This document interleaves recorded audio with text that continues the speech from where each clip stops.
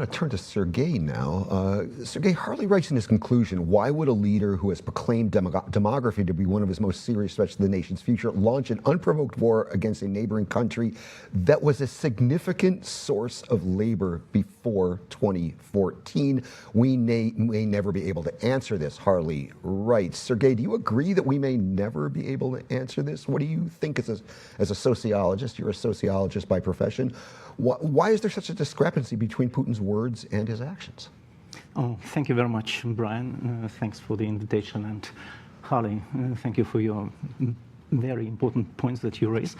And as a sociologist, I would like to say that our discipline can employ what we call cultural analysis. And this is what has been clearly missing in trying to make sense of Putin's rule and Putin's war.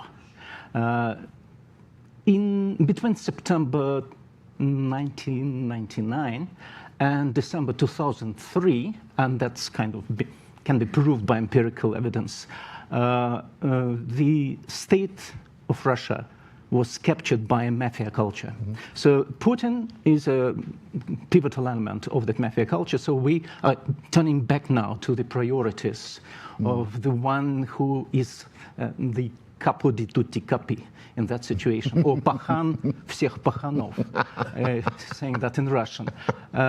So Mr. Putin clearly is governed by a very rational and partially only emotional power of those values which have a hierarchy. So going back to Maria, Mr. Putin has the highest priority in this hierarchy, which is to stay in power forever, because he's absolutely afraid to lose this power.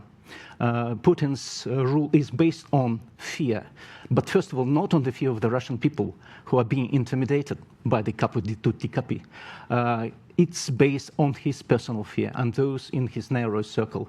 They couldn't afford in 2008 to step down, and he had to come back to that. So clearly having that priority at the very top, developing human capital and have demography flourishing is not a top priority for Mr. Putin. He will very easily and readily sacrifice that to the top priority, which is even above any expansionism. So the top priority is just to stay in power, and he will do anything it takes. And actually one of the mafia principle is anything goes. So if he needs be tomorrow, he will be friends with Iran. If needs be tomorrow, he will employ anti-Semitic policies.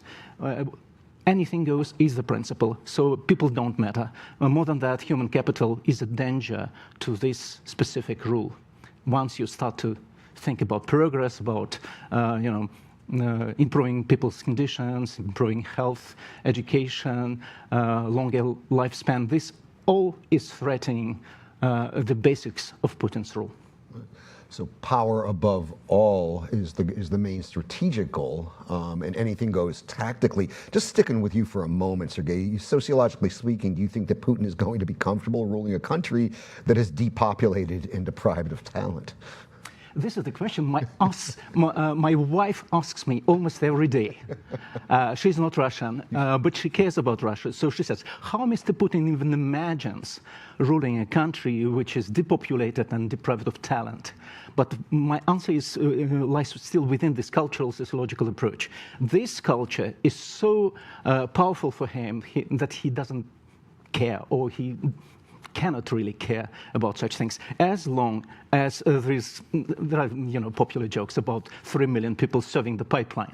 So if there are 3 million people remaining in Russia, he can still thrive. All the others can die or go abroad. And it's an hyperbolic expression, of course, of what is there. But in fact, modern technologies and trying to be friends with whom he needs to be friends, picture this endless future of his rule for Mr. Putin, I think, culturally speaking, thinking in terms of the principal values of that culture. So he doesn't need these people. He doesn't care whether the country is depopulated. As long as there are pipelines, cash flows, and certain mechanisms to stay in power, it's okay with him.